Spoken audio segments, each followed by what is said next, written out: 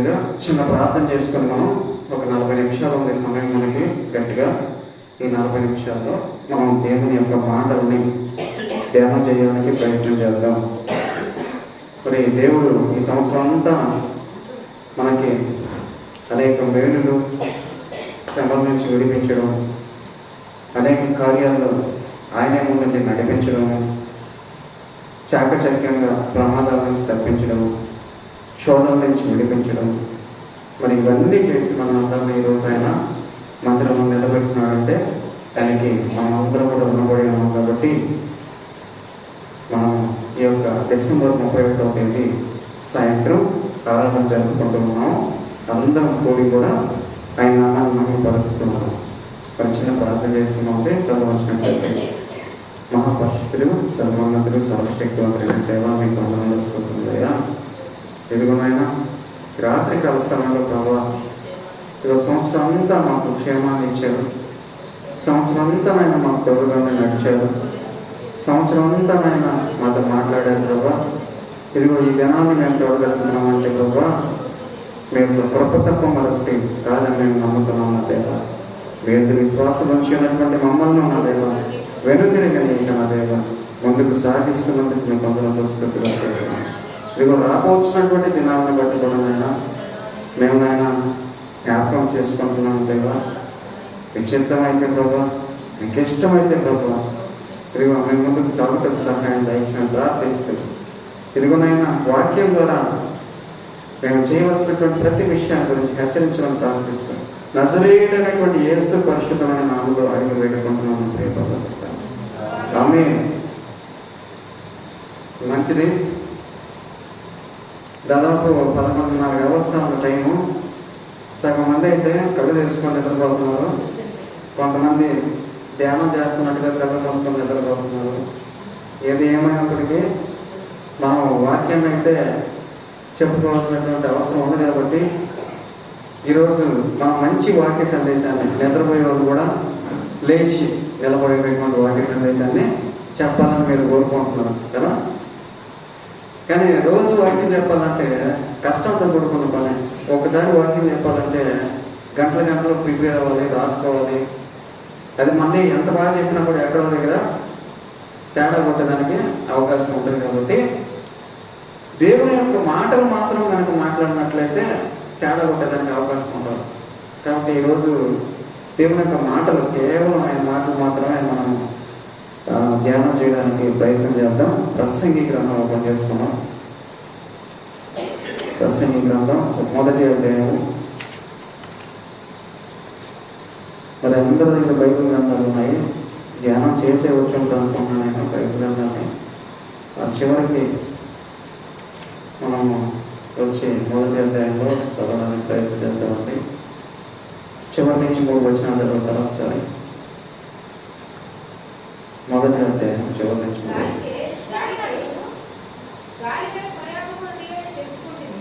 గాలికై ప్రయాసపడు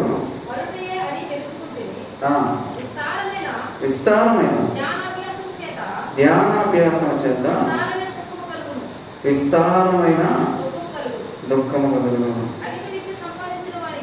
అధిక విద్య సంపాదించిన వారికి ఏం కలుగుతుందంట? అధిక శోకం కలుగును. మళ్ళీ ఇంకొకసారి చదువుతారా? ఏం తెలుసుకున్నాడు గాలికై ప్రయాసపడితే అని? విస్తారమైన ధ్యానం. చూడండి 10వ వచనం ఒకసారి చూస్తారండి. 8వ వచనం నుంచి చదవండి. ఎడతెరిపి లేకుండా సమస్తము జరుగుతున్నది, మనుషులు దాన్ని వివరింపచాలరు. చూచుట చేత కన్ను తృప్తి పొందకున్నది, వినుట చేత చెవికి తృప్తి కలుగటలేదు.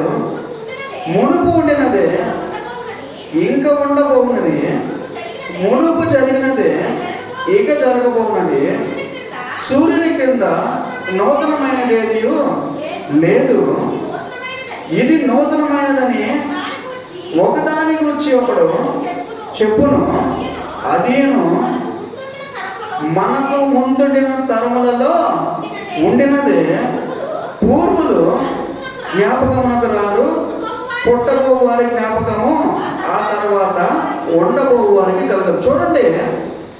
ఎన్ని సంవత్సరాలు అయింది ఇప్పటికి భూమి పుట్టి? ఎన్ని సంవత్సరాలు అయింది?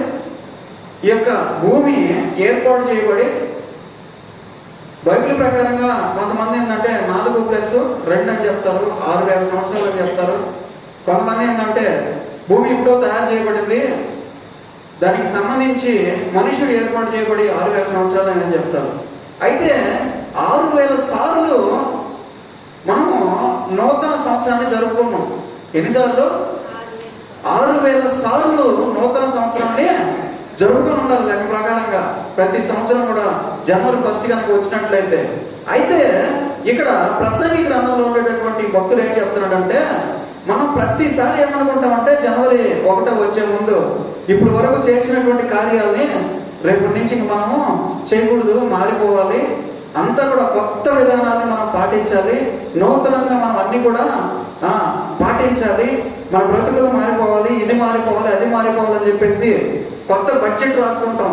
ఇప్పుడు వరకు ఖర్చులు ఎక్కువైపోయినాయి, ఖర్చులు తగ్గించాలని కొంతమంది పని మనుషుల్ని తీసేయాలని కొంతమంది, కొత్త వాళ్ళని పెట్టుకోవాలని కొంతమంది, ఎలాంటి వ్యాపారాలు చేసాము నష్టాలు వచ్చినాయి, కొత్త వ్యాపారాలు స్టార్ట్ చేయాలని కొంతమంది, ఈ సినిమాలన్నీ ఫెయిల్ అయిపోయినాయి, కొత్త విధానంగా మంచి సినిమాలు తీయాలని కొంతమంది, ఈ మ్యూజిక్ ఫెయిల్ అయిపోయింది, కొత్త మ్యూజిక్ తయారు చేయాలని కొంతమంది, ఇట్లా రకరకాల హెయిర్ స్టైల్స్ మార్చుకునే వాళ్ళు, బట్టలు మార్చుకునే వాళ్ళు, ఇంకా రకరకాల కార్యక్రమాల్లో ఇన్వాల్వ్ అయ్యే వాళ్ళు, ఇలా సిగరెట్లు తాగేవాళ్ళు ఏంటంటే రేపటి నుంచి ఆపేయాలని, మందు తాగేవాళ్ళు 1వ తేదీ నుంచి మందు ఆపేయాలని, ఇట్లా రకరకాలుగా వాగ్దానాలు చేసుకుంటూ వస్తూ ఉంటారంట. ఎవరు? మనుషులు.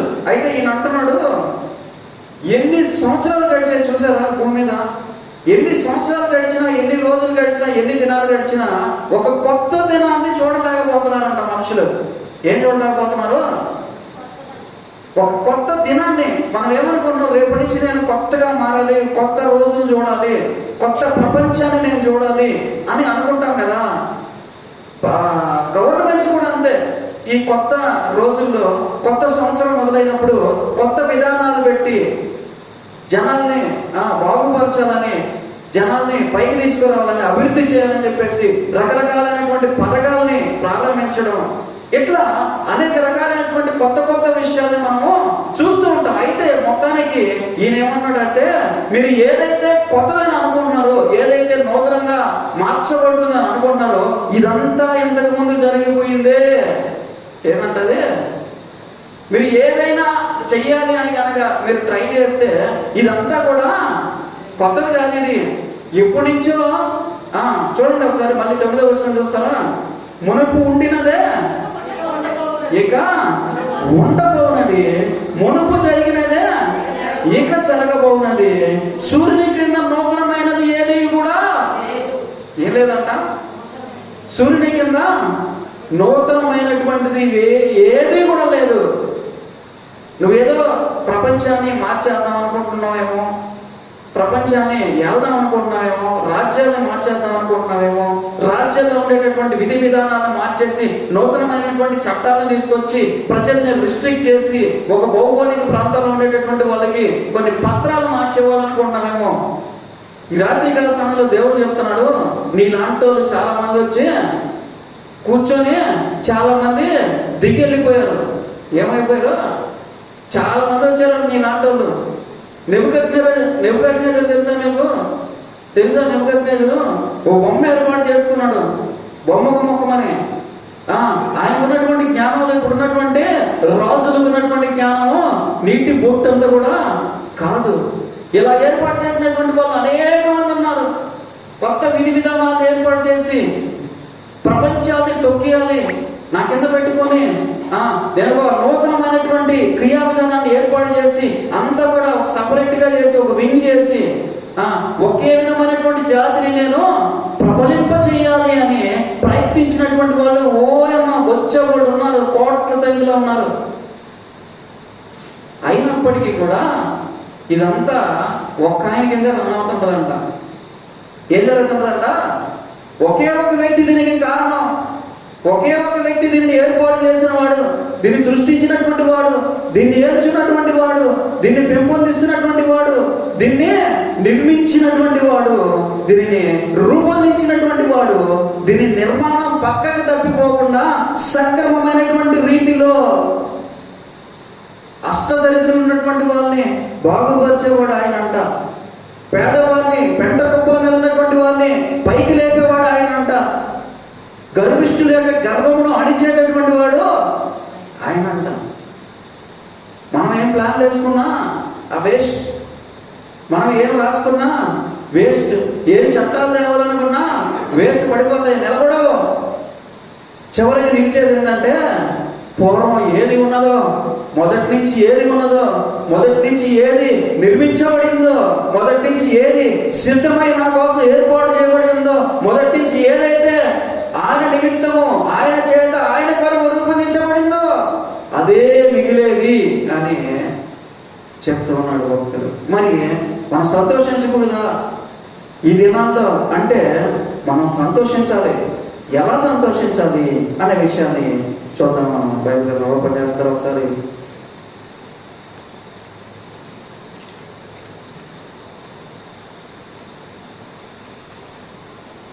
అపోస్తలుల కార్యాలు ఒకసారి ఓపెన్ చేయండి. 11వ అధ్యాయం చూస్తారు.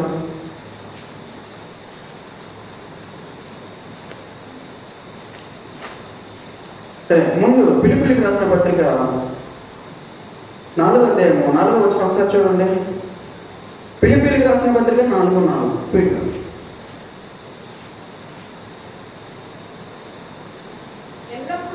ఎల్లప్పుడూ ప్రభువునందు ఆనందించుడి, మరలా చెప్పుదును ఆనందించుడి. చూడండి, మీరు రోజులను బట్టి ఆనందిస్తున్నారేమో, డేట్లు చూసి ఆనందిస్తున్నారేమో, లేదా సంవత్సరాల సంఖ్యను చూసి ఆనందిస్తున్నారేమో, మీరు అజ్ఞానులు అయిపోతారు. దేనిలో ఆనందించాలన్న మనము ప్రభువును బట్టి సంతోషించుడి, ప్రభువు నందు ఆనందించుడి, ప్రభువులో ఆనందించుడి అనేటటువంటి పదాలు కనబడతాయి బైబిల్ గ్రంథంలో. దేన్ని బట్టి ఆనందిస్తున్నాం మనం అక్కడ కూర్చున్నప్పుడు? దేన్ని బట్టి ఆనందిస్తున్నాం? ఈ దినాన డిసెంబర్ 31వ తేదీ రాత్రి 11:30 దేన్ని బట్టి ఆనందిస్తున్నాం మనము? మనకు ఒక ధైర్యం ఉంది, ఒక నిరీక్షణ ఉంది, ఒక శక్తి ఉంది, ఒక బలం ఉంది. ఆయుధాలుగా మనం ఒక సాధకులుగా ఏర్పడ్డామనేటటువంటి ఒక నమ్మకం ఉంది. దాన్ని బట్టి మనము, అది దేనిలో ఉంది అంటే ప్రభు అనేటువంటి యేసుక్రీస్తు వారిలో ఉంది. గట్టిగా స్తోత్రం చెప్పాలి, హల్లెలూయా. కాబట్టి మనం ఆనందించాలనుకుంటే, మనం సంతోషించాలనుకుంటే డేట్స్ చేంజ్ అయిపోతున్నాయనో, లేకపోతే డేట్స్ కొత్తగా వస్తున్నాయనో కాదు ఆనందించాల్సింది. ప్రభు అయినటువంటి యేసుక్రీస్తు వారు మనల్ని రక్షకునిగా భూమి మీదకి వచ్చి స్థిరపరుచుకొని, బలపరుచుకొని, ఆయన యొక్క శక్తితో మనందరినీ నిలబెట్టుకొని ఉన్నాడు అని మనము ఆయన యందు ఆనందించాలి. ఇప్పుడు మనం ఏం చేస్తున్నామో ఆయన ఎందుకు ఆనందిస్తున్నాం. అలాగే కీర్తన గ్రంథం 118వ అధ్యాయం 24వ వచనం స్పీడ్గా చూస్తే సమయం కూడా మనకి మిగులుతుంది. కీర్తన గ్రంథం 118:24 మరొకసారి. ఇది యెహోవా ఏర్పాటు చేసినటువంటి దినము, దీని యందు మనం ఉత్సహించి. ఈ పదం రావాలి నోటికి. ఏం రావాలి? ఎవరైతే కేక్ కట్ చేసుకొని జనవరిలో పెద్ద పెద్ద డీజే డ్యాన్సులు పెట్టుకొని ఎగురుతుంటారో వాళ్ళకి ఏం రావాలంటే నోట్లో నుంచి ఏం రావాలి? ఇది యెహోవా ఏర్పాటు చేసినటువంటి దినము. ఎవరికి ఏర్పాటు చేసినటువంటి దినము? ఎవడైతే భూమి మీద బతికి బట్టగట్టున్నాడో, ఎవడైతే కరోనాను తట్టుకొని బయటకు వచ్చాడో, ఎవడైతే మహాభయంకరమైనటువంటి వ్యాధుల్లో నుంచి బయటకు వచ్చాడో, ఎవరైతే క్యాన్సర్ వ్యాధుల్లో నుంచి బయటకు వచ్చారో, ఎవరైతే యాక్సిడెంట్లు అయి తలకాయలు పగలగొట్టుకొని బ్రతికి ఇంకా ఈ ప్రపంచాన్ని చూస్తున్నారో వాళ్ళకి యెహోవా ఏర్పాటు చేసినటువంటి డిసెంబర్ 31వ తేదీ లేదా జనవరి 1వ తేదీ ఇది అని ఆనందించాలంట. ఏమని ఆనందించాలి? ఈ జనవరి 1వ తేదీ 2026ని నా కోసం యెహోవా ఏర్పాటు చేసి ఉన్నాడు అని తలంచుకొని, ఆలోచించుకొని, జ్ఞాపకం చేసుకొని, నమ్మి విశ్వసించి అప్పుడు ఆనందించడము మొదలు పెట్టాలంట. మరి అలాగే నెహెమ్యా గ్రంథం 8వ అధ్యాయం 10వ వచనం స్పీడ్గా. నెహెమ్యా గ్రంథం 8:10. మనం ఆనందించాల్సినటువంటి దేంట్లో? నెహెమ్యా గ్రంథం 8:10 దొరకలేదా?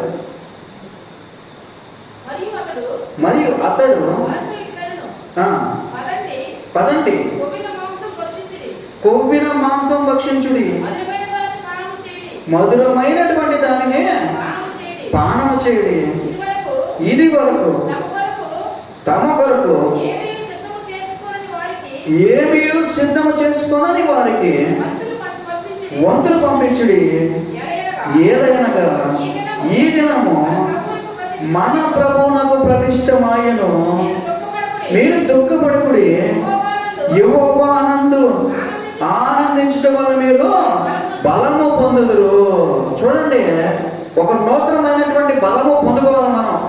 ప్రతి నూతనమైనటువంటి దినం మొదలైనప్పుడు మనము నూతన బలం పొందుకోవాల్సినటువంటి అవసరం ఉంది. చిన్నపిల్లాడు పుట్టినప్పుడు బలం ఉండదు, వాడికి పెరిగే కొద్దీ వాడికి మాటలు వచ్చే కొద్దీ, నడిచేది వచ్చే కొద్దీ, పరిగెత్తేది వచ్చే కొద్దీ, బరువులు ఎత్తేది వచ్చే కొద్దీ వాడికి నూతనమైనటువంటి కండ డెవలప్ అవుతూ ఉంటుంది. చేతిలో కానీ, కాళ్ళలో కానీ, పిక్కల్లో కానీ, ఈ బైసెప్స్లో కానీ ఏదైనా కూడా ఆ స్ట్రాంగ్నెస్ ఎప్పుడు వస్తుందంటే బరువైనటువంటి వస్తువులను పైకెత్తినప్పుడు, కాళ్ళ మీద వాడు బరువేసి నడిచినప్పుడు, వాడు పరిగెత్తడం మొదలు పెట్టినప్పుడు వాడికి నూతనమైనటువంటి బలము, ఎముకలు ఆ లోపల ఉన్నటువంటి పటిష్టమైనటువంటి ఆకృతి రావాలంటే, ఆ లోపల ఎముక సైజు పెరగాలంటే, ఎముక లెంత్ పెరగాలంటే ఏం చేయాలంటే దాని మీద బొరువేసి తొక్కాలి.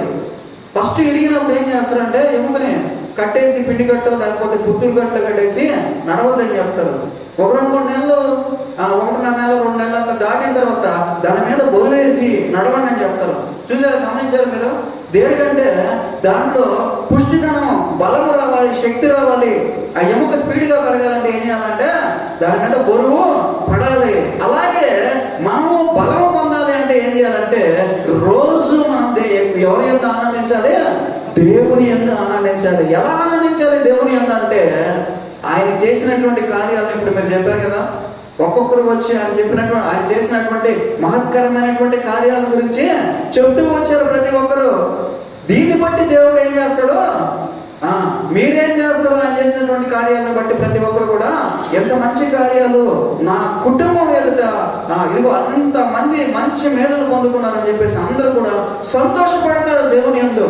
కాబట్టి మనం అందరం ఎప్పుడైతే సంతోషపడి దేవుని యందు ఆనందపడతామో అప్పుడు ఏమొస్తుందంట, నూతనమైనటువంటి బలము, నూతనమైనటువంటి శక్తి వస్తుందంట. మనం ఎలా మారుతామంటే దేవుని యొక్క కొత్త ఆయుధాలుగా, మెరిసేటటువంటి ఆయుధాలుగా, షైనింగ్ వచ్చేటటువంటి ఆయుధాలుగా. చూసారా వేటకోవడంలో? చూసారా మీరు? బాగా పదునైనటువంటి వేటకోవడంలో ఎలా ఉంటాయి? సూర్యరశ్మికి ఇట్లా ఎదురుగా పెట్టి ఇట్లా అంటా ఉంటే ఎలా ఉంటాయి? మెరుపు వస్తుంది తోటలో. అలా మనం రోజు కూడా షైన్ అవ్వాలని చెప్పేసి ఆయన ఆనందించి బలం పొంది శక్తి పొందుకోవాలని చెప్పేసి, అలాగే ఈ డిసెంబర్ నుంచి మళ్ళీ వచ్చే డిసెంబర్కి మనం ఏమవ్వాలి? రోజుకి ఏమవ్వాలి? సైజ్ పెరగడం కాదు, ఫిజికల్ అపిరెన్స్ పెరగడం కాదు, ఇంటర్నల్ అపిరెన్స్ పెరగాలి. ఏ అపిరెన్స్ పెరగాలి? ఇంటర్నల్ అపిరెన్స్ పెరగాలి. లోపల ఉన్నటువంటి దేవుని యొక్క జ్ఞానం పెరగాలి, లోపల ఉన్నటువంటి దేవుని యొక్క బలం పెరగాలి, శక్తి పెరగాలి మనలో. చూడండి, సొలొమోను మహారాజు ఏమడిగాడు? ఏం కావాలని అడిగాడు దేవుడిని? జ్ఞానం కావాలని అడిగాడు. చివరిగా చనిపోయే ముందు ఏం రాశాడంటే, ఇప్పుడు మీరే చదివారు, 1వ అధ్యాయం లాస్ట్ వచ్చినంలో ఏం చదివారు? ప్రసంగి 1 లాస్ట్ లో చూడండి ఒకసారి స్పీడ్గా. 1వ అధ్యాయం లాస్ట్ వచ్చిన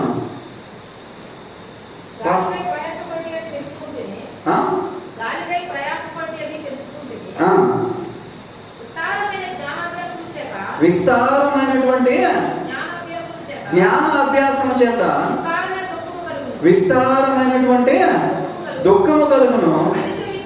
అధిక విద్య సంపాదించిన వానికి ఏం కలుగుతుందంట? అది గమనించాడు ఆయన. ఏం గమనించాడు? దేవుడు వచ్చి దావీదుతో మాట్లాడాడు, దేవుడు వచ్చి అబ్రహాముతో మాట్లాడాడు, దేవుడు వచ్చి ఎవరితో మాట్లాడాడు? ఇంకా అనేక మంది భక్తులతో మాట్లాడాడు. ఎవరెవరితో మాట్లాడాడు చెప్పండి? దేవుడు వచ్చి మొదటి నుంచి మొదలు పెట్టండి. అబ్రహాముతో మాట్లాడాడా? మోషేతో మాట్లాడాడా? యెహోషువతో మాట్లాడాడా? యాకోబుతో పెనుగులాడాడా? ఇస్సాకుని దర్శించాడా? దావీదుని దర్శించాడా? సమూయేలుని దర్శించాడా? వీళ్ళందరూ ఏమడిగారయ్యా అంటే ప్రభువా నువ్వుంటే చాలు మాకు.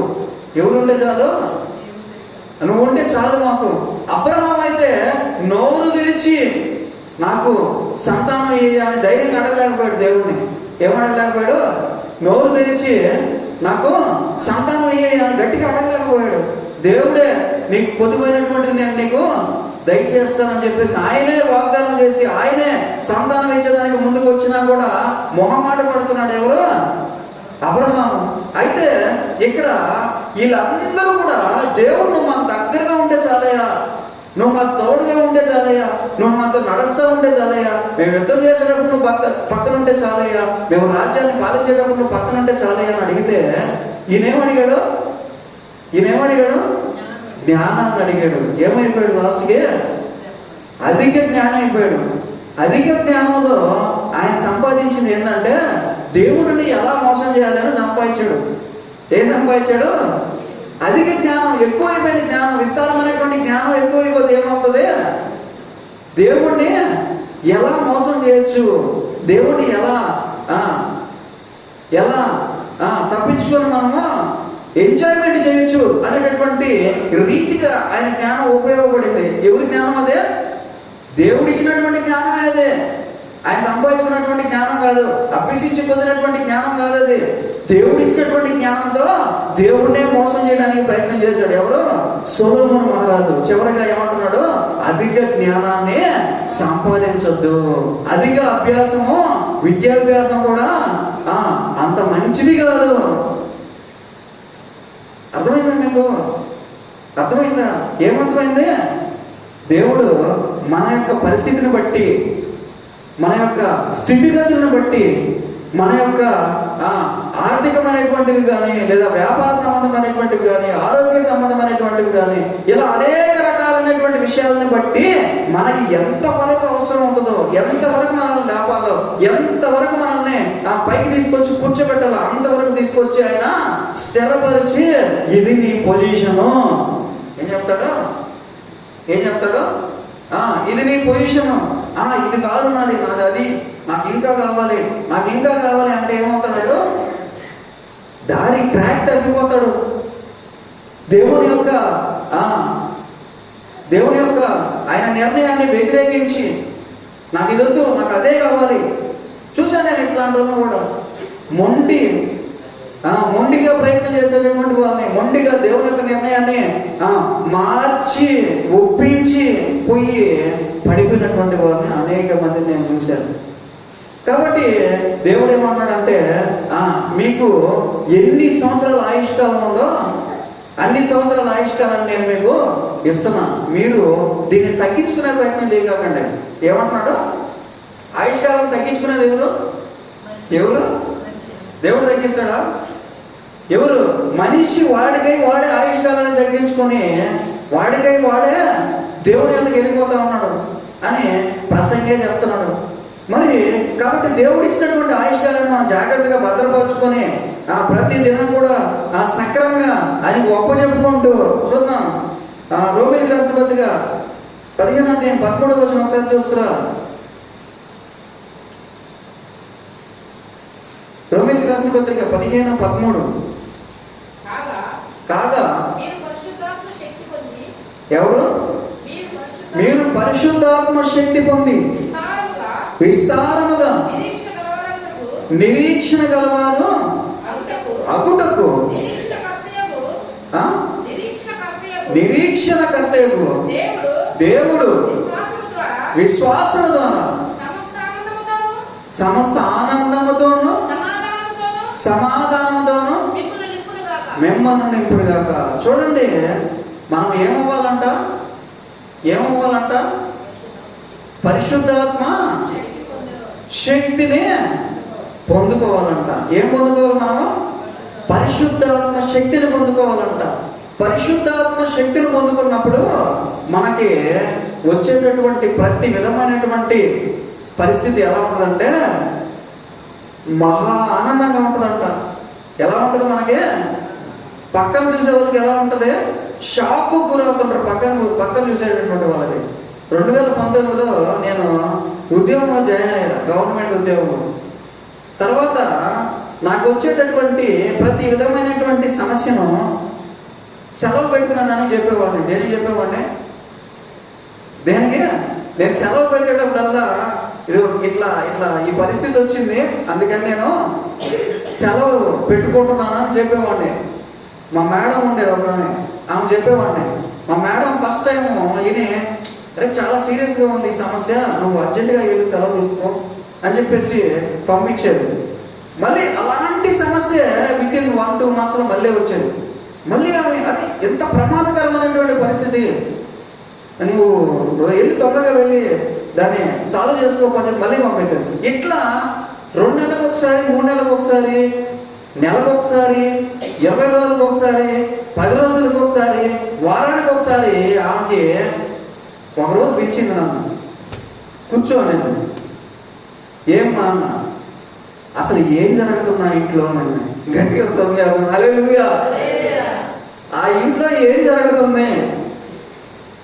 ఇన్ని సమస్యలు నేను ఏ ఇంట్లోనూ చూడలేదు, ఇన్ని రకాలైనటువంటి ఇబ్బందులను ఏ కొంపలోనూ చూడలేదు నేను. ఆ ఇంట్లో ఏం జరుగుతుంది? ఒకరోజు ఈగ బాగాలేదంటావు, ఒకరోజు ఆంగ బాగాలేదంటావు, పడిపోయినారంటావు, ఇరిగిపోయినారంటావు, ఐసీయూ అంటావు, ఆపరేషన్ అంటావు. ప్రతి ఒక్కటి ఎక్కడ తీసుకొచ్చి ఆగుతుందా? మరణం యొక్క అంచులు ఎందుకు తీసుకొచ్చి ఆగుతుంది? వినే నాకే ఎలా ఉంటే అక్కడ సీన్లో ఉండేటటువంటి నీకు ఎలా ఉంది, అసలు ఏం జరుగుతుంది? ముందు అర్జెంటుగా మాంత్రికుడిని తీసుకొచ్చి ఆడ కూర్చోబెట్టి ఆడేదో ఉన్నట్టుంది, ముందు దాన్ని బయటికి పంపించండి. గట్టిగా సోదం చేద్దాం హల్లెలూయా. ఏం చేయాలంట? ముందు దానికి శాంతి చేయించండి. దేనికి చేయించాలి శాంతి? ఎవరికి చేయించాలి శాంతి? ఇంటికి శాంతి చేయించాలి, మనుషులకు కాదు శాంతి చేయించాల్సిందే. ఇంటికి అర్జెంటుగా శాంతి చేయించి మీరు ఆ ఇల్లు వదిలేసి మూతేసేసి ఒక 30-40 రోజులు వేరే ఎక్కడన్నా బాడీకి తీసుకొని అక్కడికి వెళ్ళి అక్కడ ఉండండి అని చెప్పేసి నాకు సలహా ఇచ్చింది. నేను నవ్వుతా, సరేనమ్మా అట్లా వెళ్తాం మేము ఇట్లా వెళ్ళాలనుకుంటే ఇంకా రోజు వెళ్ళాల్సిందేమో అని నేను మనసులో అనుకుని వెళ్ళి ప్రతి విధమైనటువంటి సమస్యని సాల్వ్ చేసేదానికి ప్రయత్నం చేసేవాడిని. దేవుడు ఆ విధమైనటువంటి సమస్య అన్నిటి నుంచి మమ్మల్ని బయటికి లాగాడు. ప్రతి ఒక్కటి ఇంకా లేదు, అంతే ఈ రోజుకి ఇంకా ఆగిపోయింది అనుకున్నటువంటి ప్రతి సమస్యలో నుంచి ఆయన బయటికి తీసుకొచ్చాడు. గట్టిగా సోదం చెప్తాం హల్లెలూయా. అయితే ఒకటి ఏంటంటే ఆయన యందు నిరీక్షణ, 2 ఆయన యందు ఆనందించడం, 3 ఆయనలో నివసించడం, జీవించడం, నిలబడి ఉండడం. చంపేస్తే చంపే, బ్రతికిస్తే బ్రతికించు. నా మీద పోరాడినటువంటి శక్తులు 1-2 శక్తులు కాదు, చాలా శక్తులు పోరాడాయి. ఎవరిలో ఉంటే వాళ్ళలోకి వచ్చి మాట్లాడేది, ఎదురుగా ఎవరుంటే వాళ్ళలోకి వచ్చి నన్ను బెదిరించేది. పడుకుంటే డైరెక్ట్గా మాట్లాడేది. నైట్ అట్లా పడుకుంటే అట్లా మాట్లాడుకుంటా ఉండేది నాతో పాటు. ఎక్కడికి వెళ్తే అక్కడ, బయటికి వెళ్తే బయట, ఇంట్లో ఉంటే ఇంట్లో, బయటికి వెళ్తే బయట, ప్రార్థన చేస్తే ప్రార్థన, ఎక్కడన్నా ఏదైనా క్యాంపుకి వెళితే ఆ ఊర్లో ఉండేటటువంటి శక్తులన్నీ నడుచుకుంటూ ఇంటికి వచ్చాయి. ఏం చేసేది? గట్టిగా చెప్తాను హల్లెలూయా. ఏదైనా ఒక గ్రామంలోకి వెళ్తే ఎవరు చూస్తాం మనము? 5 నిమిషాలు 10 నిమిషాలు ముగించుకుందాం, విసుగుపడద్దు, దయచేసి వినండి. గ్రామంలోకి వెళ్తే ఎవరు చూస్తాను? నేను రోగుల్ని కదా చూస్తాను. కొన్ని గ్రామాల్లో ఏంటంటే చిన్న పిల్లలు, ఒక గ్రామానికి వెళ్ళాము, చిన్న పల్లెటూరు అది. ఆ గ్రామంలో చిన్న పిల్లలు మైండ్ పనిచేయట్లేదు, చెడిపోయినాయి, బ్రెయిన్ ప్రాబ్లమ్స్ ఉన్నాయి. ఆ ఊర్లో 2-3కి అట్లా సమస్య ఉంది. మేము అక్కడికి వెళ్ళి వాళ్ళని చూసి వాళ్ళకి ఏదైనా ట్రీట్మెంట్ ఇవ్వాలని ట్రై చేస్తే వాళ్ళు ఆల్రెడీ మొత్తం తిరిగేస్తున్నారు, చెన్నై, బెంగళూరు అంతా తిరిగేస్తున్నారు. అది సమస్య, తీర్చలేనటువంటి సమస్య. చాలా బాధపడ్డారు. ప్రభు ఏంది ఇంత చిన్న పిల్లలకి ఎంత భయంకరమైనటువంటి సమస్య ఎందుకు వచ్చింది? దీనికి కారణం ఎవరు? ఏదైనా దీనికి కారణం ఎవరయ్యా? ఎందుకు వీళ్ళు ఇలా ఇబ్బంది పడుతున్నారు అని చెప్పేసి జస్ట్ అట్లా అనుకుంటూ నేను అమ్మ ఇద్దరం వెళ్ళాము. ఆ కారులో అట్లా తిరిగి ఇంటికి వచ్చి మళ్ళీ సాయంత్రం ప్రార్థన మొదలు పెట్టాలి. మొదలు పెట్టకపోతే మళ్ళీ యుద్ధం చేయాల్సి వస్తుంది అన్నమాట. అలా ప్రార్థన మొదలుపెట్టిన తర్వాత ఒక ఆమె వచ్చి కూర్చునింది. మొత్తం ఫుల్ ఆర్నమెంట్స్ ఉన్నాయి, పైనుంచి కింద దాకా. కూర్చొని ప్రార్థనలో ఉందమ్మ, వచ్చి కూర్చొని మాట్లాడడం మొదలు పెడతాము. అట్లా కూర్చొని కొన్ని సెకండ్స్ అంతే, మళ్ళీ లేచేసి వెళ్ళిపోయింది. ఎవరు ఏమి అని చెప్పేసి మళ్ళీ ప్రార్థన చేయడం మొదలు పెడితే, ఎవరి గురించి అయితే మేము ఎంక్వైరీ చేసామో, ఎవరి గురించి అయితే మేము బాధపడ్డాము, ఇలా ఎందుకు అయిపోయారు వీళ్ళని, వాళ్ళకి ఆ జబ్బు కలుగు చేసినటువంటి అర్థమైపోయింది కదా మీకు. ఆమె ఇలా రకరకాల ప్రాంతాల్లో తిరుగుతూ ఉంటే రోజు రకరకాల అతిథులు వచ్చేవాళ్ళు మా ఇంటికి.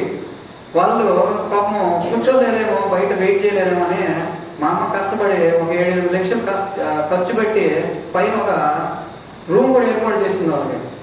ఎవరికి? ఈ అతిథులకి. కష్టపడి వాళ్ళు పాపం వెయిట్ చేయలేరేమో కింద అని చెప్పేసి పైన ఒక ప్రార్థన చేసుకునే మందిరం కూడా ఒకటి ఏర్పాటు చేసింది. వాళ్ళు ప్రశాంతంగా వచ్చి అక్కడ కూర్చొని మాట్లాడుకునే వాళ్ళు. ఒకవేళ వాళ్ళు ఎక్కువసేపు మాట్లాడాలనుకుంటే ఎవరుంటే వాళ్ళ ఇంట్లోకి వచ్చి, అర్థమైందా మీకు? వాళ్ళకి ఎవరైతే ఇష్టం ఉంటుందో ఇంట్లో, ఎంతమంది ఉంటారు ఇంట్లో? ఒక 10 మంది ఉంటారు కదా. వాళ్ళకి ఎవరైతే బాగా నచ్చుతారో వాళ్ళలోకి వచ్చేసి వాళ్ళల్లో నుంచి మాతో మాట్లాడడం. నేను ఇవన్నీ చెప్తా ఉంటే బయట వెళ్ళిన వాళ్ళకి, నోరు మూసుకో, నువ్వు ఏం మాట్లాడుతున్నావు, దయ్యాలు ఏంది, రావడం ఏంది, మాట్లాడడం ఏంది, ఏం మాట్లాడుతున్నావు నువ్వు, దయ్యాలు మాట్లాడడం ఏంది, భూతాలు మాట్లాడడం ఏందని కామెడీ చేస్తా ఉంటే నేను ఫోన్ తీసుకొని రికార్డ్ చేయడం కూడా మొదలుపెట్టాను. ఏం చేశాను? రికార్డ్ చేయడం కూడా మొదలుపెట్టాను. ఇట్లా కొన్ని గంటల పాటు రికార్డింగ్ చేసి కొన్ని గంటల సేపు పోరాడే వాళ్ళని చివరికి దేవుడు ఒకటి చెప్పాడు. ఏంటంటే ఒక అరగంట సేపు ప్రతిరోజు ఒక అరగంట సేపు టైమర్ పెట్టుకొని మీరు కనుక నన్ను కనుక స్తుతిస్తే మీలో ఏం పెరుగుతుంది? దేవుని యొక్క శక్తి పెరుగుతుంది. వాళ్ళని మీరు జయించేదానికి అవకాశం ఉంటుంది. గట్టిగా స్తోత్రం చెప్పండి. హల్లెలూయా. ఏమొస్తుంది? ఇప్పుడు చదివారు కదా మీరు. దేవుని యొక్క పరిశుద్ధ ఆత్మని యొక్క శక్తి మనలో ఉన్నామంటే మనం ఎవరు అంటే నూతనమైనటువంటి మాంత్రికులు. ఎవరు మనం? చెప్పాలి గట్టిగా. ఎవరు మనము? ఎవరమే? మాంత్రికులమే. ఎలాంటి మాంత్రికులు తెలుసా? ఎలాంటి మాంత్రికులు మనము? ఈ ప్రపంచంలో ఉండేటటువంటి మాంత్రికులు అందరూ వచ్చి అక్కడ కూర్చొని వాళ్ళకి వచ్చినటువంటి యాగాలన్నీ చేసినా కానీ, మనల్ని తీసుకెళ్ళి ఒకరిని కూర్చోబెట్టినా కానీ వాళ్ళ యొక్క శక్తి ఎదుట ఆ రోజు ఏ రోజు యెజబెలు ఆ రాణి ఏర్పాటు చేసినటువంటి బయలుదేవతల యొక్క మాంత్రికులు ఎంతమంది వచ్చారో, ఆ రోజు మోషే ముందు ఎంతమంది మాంత్రికులు వచ్చి రకరకాలైనటువంటి విద్యలు ప్రదర్శించారో వాళ్ళ అందరికంటే కూడా ఎక్కువ శక్తిని చూపించగలిగే అంత మాంత్రికులు మనం. గట్టిగా చప్పట్లు కొట్టి దేవుని నామాన్ని మహిమ పడతాం. మన శక్తి ఎక్కడుంది? ఎక్కడుంది మన శక్తి? స్తుతించడంలో ఉంది, దేవునిని మహిమపరచడంలో ఉంది, దేవుని యొక్క ఆనందించడంలో ఉంది, దేవునిలో మన జీవితాన్ని మలుపు తిప్పుకోవడంలో ఉంది, దేవునిలో మన జీవితాన్ని ఎదిగించేటటువంటి శక్తిని సంపాదించుకోవడంలో మన యొక్క శక్తి దాచబడి ఉంది. ఆ శక్తి ప్రతి విధమైనటువంటి వ్యతిరేకమైనటువంటి మన కోసం రూపొందించేటటువంటి ఆయుధాలన్నిటినీ కూడా నాశనం చేయగలిగే అంట ఎక్కువ బలమైనటువంటి శక్తి. గట్టిగా స్తోత్రం. హల్లెలూయా. కాబట్టి ఈ యొక్క 365 రోజులు గడిచిపోయాయి కదా ఈ సంవత్సరంలో 365 రోజుల్లో ఎంత శక్తిని పొందుకున్నామో మనము ఆ శక్తిని మనము ప్రదర్శించేదానికి కూడా అవకాశం ఇస్తాడంట దేవుడు. ఏం చేయడానికి? నువ్వు ఒకవేళ చెక్ చేసుకోవాలనుకుంటే, నేను చెక్ చేశాను లాస్ట్ ఇయర్ కాదు, అంతకుముందు 2023 సంవత్సరంలో. ప్రభువా, నేను 365 రోజులు స్తుతించాను కదా, ఒకసారి నా శక్తిని నేను చెక్ చేసుకోవచ్చా? నా బలాన్ని నేను చెక్ చేసుకోవచ్చు 2 minutes కంప్లీట్ చేసుకుందాం అని చెప్పినప్పుడు నాకు ఎంత శక్తి ఇచ్చాడు ఆయన. నేను ఏం చేయగలను?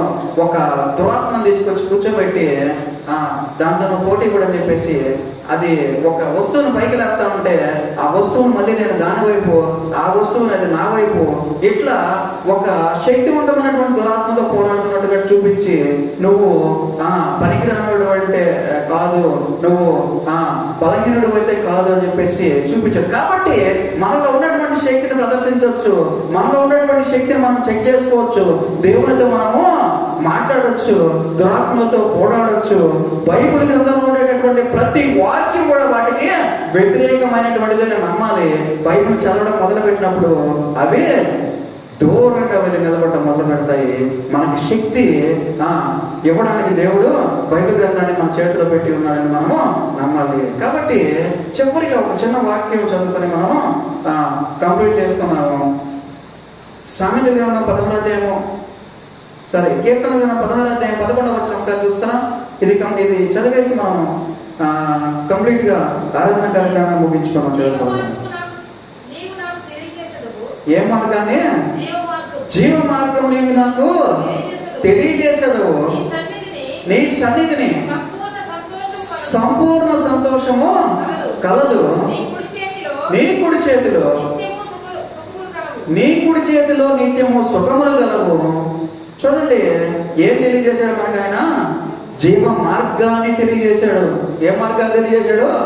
జీవ మార్గాన్ని తెలియజేశాడు. అనేక మార్గాలు ఉన్నాయి ఈ ప్రపంచంలో. నువ్వు గనక చూడాలనుకుంటే అనేక రకాలైనటువంటి దారులు ఉన్నాయి ఈ ప్రపంచంలో. నువ్వు గనక నడిచి వెళ్ళాలనుకుంటే అనేక రకాలైనటువంటి అంశాల మీద నువ్వు ఇంట్రెస్ట్ చూపించవచ్చు. నువ్వు గనక బయటికి వెళ్ళి చూసినట్లయితే, అయితే జీవ మార్గం అనేది ఒకటి ఉంది. ఆ మార్గంలో కనుక పోయినట్లయితే దాంట్లో ఏముంటాయంట?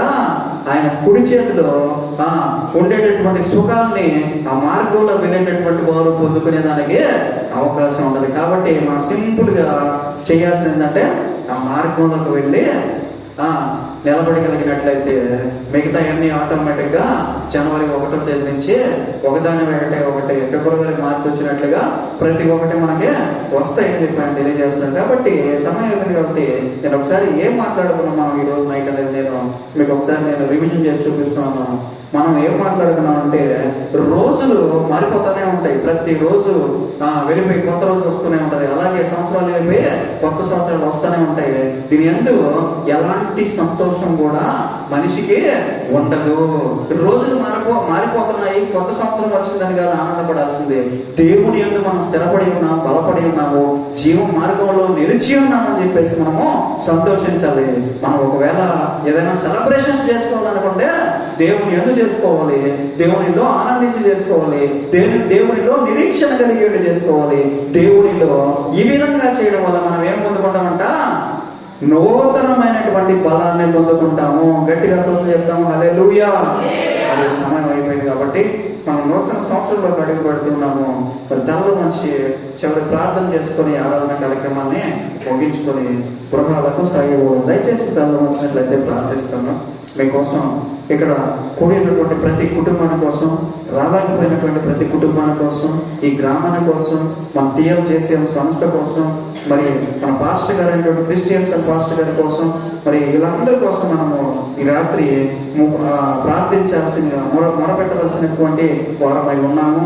మరి సంఘ పెద్దలందరి కోసం ప్రార్థించాల్సినటువంటి వారంగా ఉన్నాము. ఈ యొక్క మందిరాన్ని నడిపిస్తున్నటువంటి వారి కోసం ప్రార్థించాల్సినటువంటి వారంగా ఉన్నాము. ఆర్థికంగా బలహీనపడినటువంటి వారి కోసం ప్రార్థించాల్సినటువంటి అవసరం ఉంది. అలాగే ఆ వ్యాపారాల్లో నష్టాలు పొందుకొని దివాలా తీసేటటువంటి పరిస్థితుల్లో ఉన్నటువంటి ప్రతి ఒక్కరి కోసం ప్రార్థించాల్సినటువంటి అవసరం ఉంది. అనారోగ్యంతో ఉన్నటువంటి వాళ్ళ కోసం ప్రార్థించాల్సినటువంటి అవసరం ఉంది. అలాగే ఉద్యోగాల కోసం, అలాగే ఇదిగో మ్యారేజెస్ కోసం వెయిట్ చేస్తున్నటువంటి వారి కోసం ప్రార్థించాల్సినటువంటి అవసరం ఉంది. వాళ్ళ జీవితాలు కట్టబడాలని, వాళ్ళ జీవితాలు బాగుపడాలని ప్రార్థించాల్సినటువంటి అవసరం ఉంది. కాబట్టి తలవంచినట్లయితే వీళ్ళందరి కోసం మనం ప్రార్థిద్దాం.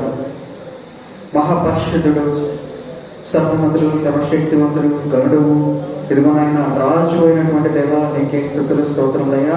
ఇదిగో రాత్రికాల సమయంలో ప్రభా, ఇదిగో నాయన డిసెంబర్ 31వ తేదీ నాయన, ఇదిగో అనేక సంవత్సరాలు నాయన మా కళ్ళ ముందే వెనక్కి వెళ్ళిపోయే ప్రభా, అనేక దినాలు మా కళ్ళ ముందే వెనకకు వెళ్ళిపోయే ప్రభా, మాకు ఏ దినములలో ప్రభా ఇదిగో ఈ లోకాన్ని బట్టి ఆనందం కలగలేదు కానీ నా దేవా నీ యందు మాత్రమే సంతోషించాం ప్రభా, నీ యందు మాత్రమే ఆనందించామయ్యా, నీ యందు మాత్రమే నాయన మేము జీవాన్ని నాయన నూతనమైనటువంటి బలాన్ని పొందుకుంటున్నాం నా దేవా.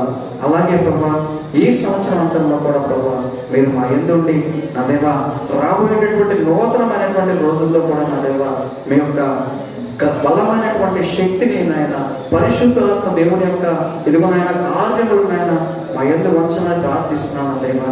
ఇదిగో ప్రతి కుటుంబాన్ని బట్టి ప్రార్థిస్తున్నాను దేవా. ఇదిగో నాయన ప్రతి అవసరతను బట్టి ప్రార్థిస్తున్నామయ్యా. ఇదిగో నాయన మీరు యజమానిగా ఉన్నారు నాయన ప్రతి కుటుంబానికి నాయన, ప్రతి ఒక్కరికి నాయన భర్తగా ఉండాలని నాయన ఈ యొక్క బైబిల్ గ్రంథం సెలవిస్తున్నాను దేవా. ఇదిగో ఎవరికి ఏది అవసరమైందో నాయన మాకంటే ముందుగా మీరు ఎరిగి ఉన్నారు ప్రభా. ఇదిగో నాయన దేని గురించి మేము ప్రార్థించాలో ప్రభా, ఇదిగో జ్ఞానాన్ని కూడా నాయన మీరు ఇచ్చి ఉన్నారు నా దేవా. ఇదిగో వివేకముతోనూ పూర్ణ బలముతోనూ పూర్ణ శక్తితోనూ ప్రార్థించడానికి చెప్తున్నటువంటి ఇదిగో వాక్యాన్ని బట్టి రాత్రికాల సమయంలో మొరపెట్టుచున్నాం నా దేవా.